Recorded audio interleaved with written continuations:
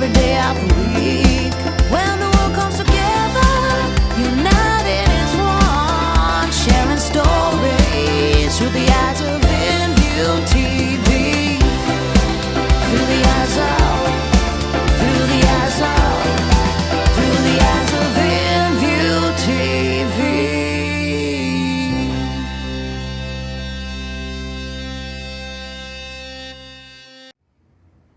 Hi, welcome to Down the Track. My name is Bruce Mott and I'm your host for the show.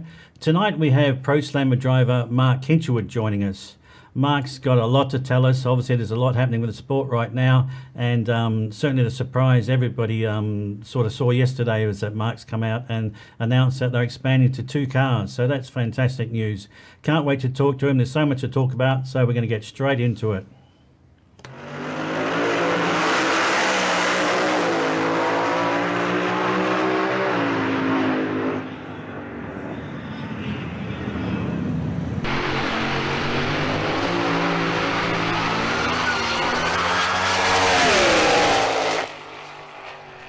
So Mark, you just touched on that you had an accident. Can you talk us through what actually happened on that day? Couldn't quite see, feel this arm was starting to shut down, and yeah, a bit of a nasty time. But we've come back, fairly big rehab, and 76 days in a halo brace to support my neck. And I said to my daughter, just draw me a picture, would you please? I just want you to draw a picture and show colour for emotion and just see how it comes out. So she draws this beautiful picture of this. It was a self-portrait, and she uses tears, and actually writes a girl's name, actually in the tears, because she was being bullied. Oh. And sorry, but you know, from that accident, being befriended by somebody on Facebook and learning. We've actually got some footage of you in your car, so let's take a look. Yeah, sure.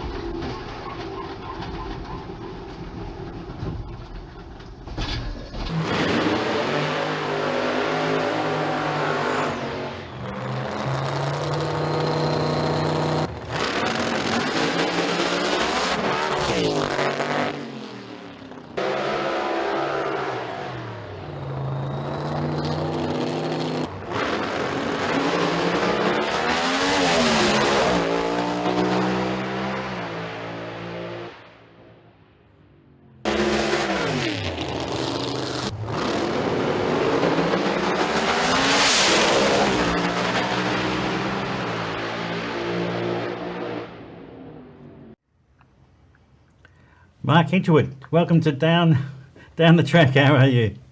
Absolutely fantastic. Thank you, Bruce. Some good footage there. As I said, we got lots to talk about. The recent announcement that we're back racing again with the Super Series, those 3 rounds, then the TV deal, and then you guys coming out yesterday and saying you're going to have a second car with Sam Fennick driving. That's just brilliant news. Before we get into all that, but let's just go back a little step.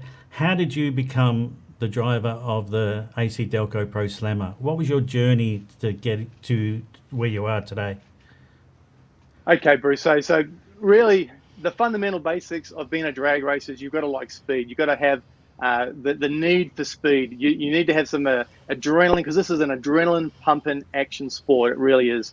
How I got the drive in the AC Delco Pro Slammer, simply Fab phoned me up one day and said, "Hey, Mark, I want you to drive the car." That was basically it.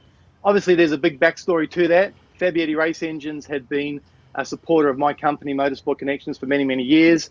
And we had a long-term relationship. When Mark Valeri drove for Maurice Fabietti, I used to fit out the passengers for the passenger ride days. So there's been a lot of help and assistance on both sides of the fence there with both Motorsport Connections, my company, and Maurice Fabietti with Fabietti Race Engines. So it was a surprise shock. I literally got the phone call Actually turned him down, God's honest truth, to begin with, and then thought about it and got slapped around a little bit by my PA, Nicole Musgrave. And she said, "You phone Morris back. You want to drive that car." So, yeah, look, bittersweet deal. It's absolutely amazing. Fantastic team, fantastic crew, fantastic sponsors. Fabietti and AC Delco, obviously the Holden partnership there goes a long way. Now it's GMSV, and that continued partnership is looking like it's going to move forward as well, which is fantastic. It looks like between you, really is a partnership. The ideas that you guys come up with as far as promoting the sport, even when you weren't racing, you come up with the Slam Chino thing where you met at cafes and all that sort of stuff. So it seems that you guys and AC Delco are really a tight-knit team, and that's really great to see. Now, the second car, Sam Fennick driving, tell us all about that. How did that come about? Oh man, that's just an awesome, absolutely awesome deal, and the team could not be happier. So basically, in a nutshell, Fab called me one day and said, "Hey, listen, we haven't done a lot of racing. How about we try and put two cars on the track and really show AC Delco what this is all about? Who are we gonna have as a driver?" And honestly, both of us just literally looked at one another and went, "Sam Fennick, he is the man. He's a tough competitor. His last race at Sydney Dragway." Up against Paul Mahoy, the reigning champion at that time in the 400 Thunder Series. Sam ran a string of 566, 567s. He and Paul both cut good lights. Sam was a little bit in front. Paul got a little bit loose. It was one heck of a race. Everyone was in the grandstands in the pits. Sam went through the finish line, 566 to take the win, to get his Christmas tree. It was absolutely an amazing event. And then, of course, it got real bad with him completely destroying the car. Failed parachutes, and the rest is history. So Sam was left without a drive. We know he's one hell of a competitor, and as far as people are saying, "Yeah, hey, great teammate." Yeah, he's going to be a great teammate, but he's also going to be really tough to beat. Just let me tell you. So no team orders. You're both out there to win. Absolutely. Look, I'd be really surprised if there were team orders put in place. I mean, obviously. Championship points are on the line, but at the end of the day, Morris Fabietti and the team, they're drag racers, man. And Fab taught me early in the piece driving for him. It was actually our debut in Darwin, and I was up against Benny Bray, Benny Red Lit, and I took, I'm a sportsman racer. I'm a Group 3 sportsman racer, run modified with an altered. I decided to short shift that car down the track, and Morris Fabietti came up, and we claimed third in our debut. And Morris said to me, he said, listen, we put that car on the start line, and I want you to rev that thing up and drive it like there's no tomorrow every single time. I don't care.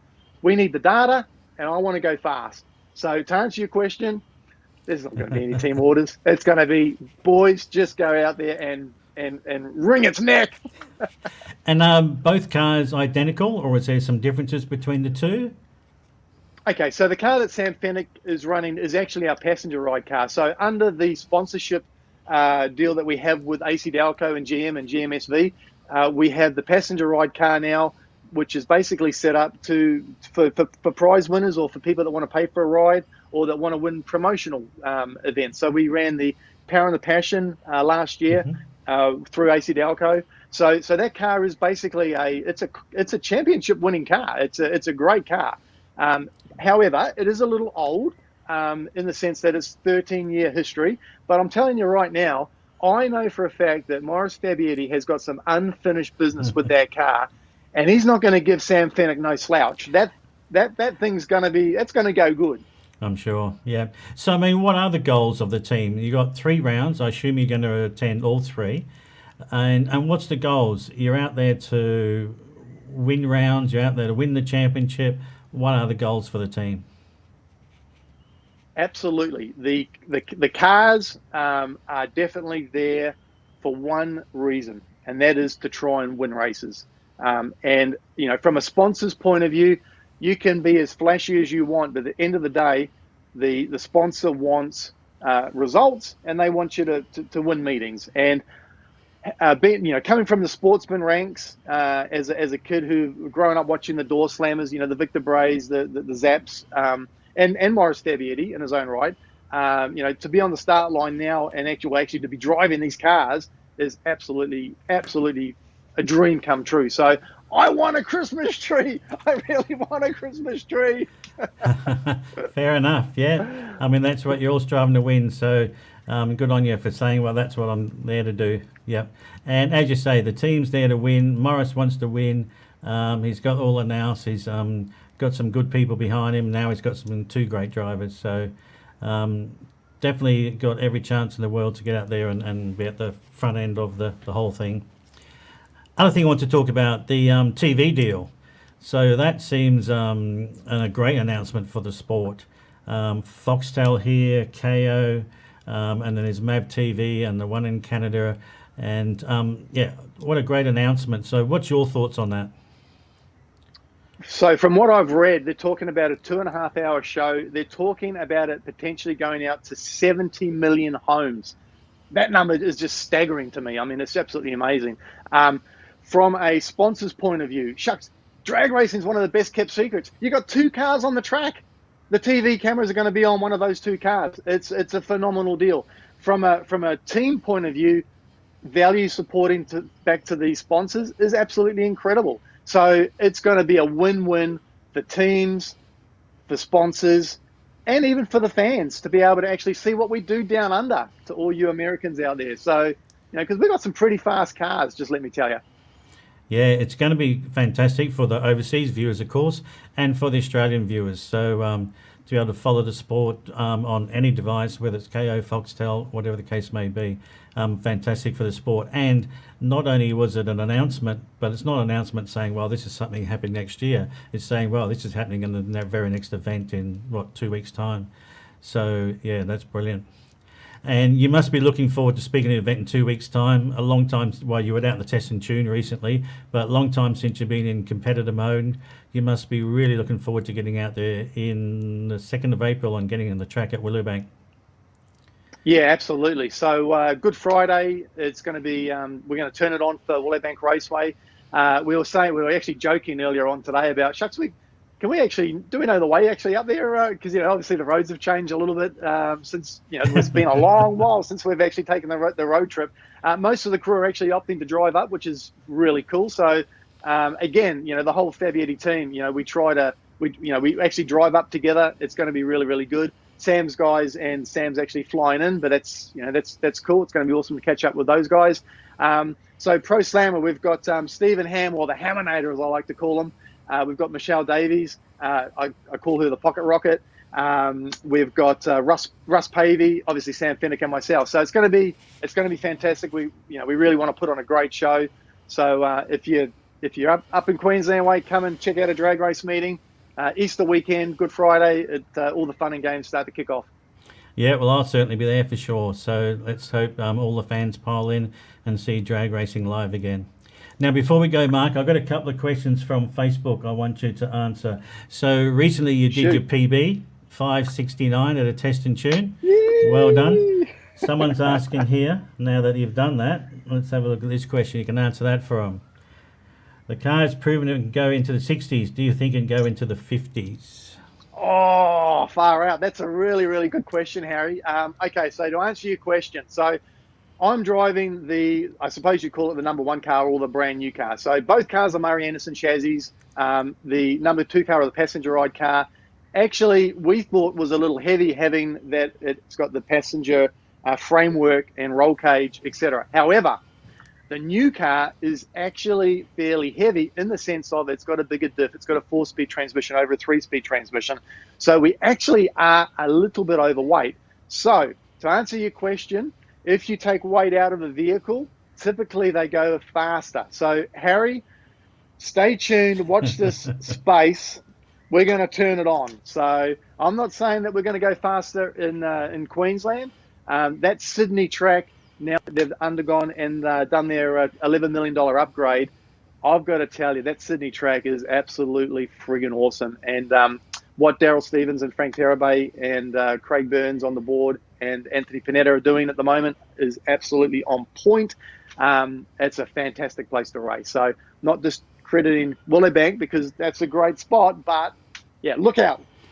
So Harry, he didn't say yes, but he certainly didn't say no either. Answered like a true politician. One more here for you, Mark, and then we better go. Oh, Graham. Okay. Yes. Okay. Yes. Okay. So I love the engagement with the fans. So drag racing, for all of you out there who are watching that haven't been to a drag race meeting, the fans can come down into the pit area, which is absolutely unheard of in some other genres of motorsport. So you can get down there. When they typically, the fans come down, they buy your merch. I love nothing more than seeing a line of kids in AC Delco, Mark Hinchelwood Pro Slammer t-shirts on the fence line. So you know what? We got to high five them. So I actually asked the guys to pull over, jump out of the car, and I actually run the quarter of a mile back, high-fiving the fans along the fence line. So if you're at Sydney Dragway, folks, please get to the fence line. Check out the AC Delco Pro Slammer and check out that big high five. Thank you, Mark. Thanks for being on Down the Track tonight. The enthusiasm and the energy that I can feel from you is fantastic. You're very excited about everything. To me, you're a guy that's just excited about life. You just love living life, and it certainly comes out in your mannerism, I guess you'd say. So, look, thanks very much. One thing I'm going to say just real quickly is because you snuck in that whole Halo deal. So our last interview, I was actually just out of the Halo 76. This interview, I've actually obviously got the Achilles tendon. Where's the camera? You can't see that. So no more interviews because every time you interview me, I'm injured. I was going to touch on that on those things, but no, we'll keep it positive. But yeah, all good, great to talk to you. I'll see you up at Willowbank in April, and thanks again for being on the show. Fantastic. Thank you so much, everybody on Facebook. Love your work. That was Mark Hinchelwood. As I said, a great guy, and he just seems to me that he just loves living life, does everything with such passion and happiness. Yes, he's had a few mishaps, and one recently in the AC Delco Pro Slammer. But, he just gets on with it, and he just is a really a great, positive person to be around. Thanks for being on the show. Look forward to catching up with you again. This is Down the Track. I'm Bruce Mott. We'll catch you soon. Bye-bye.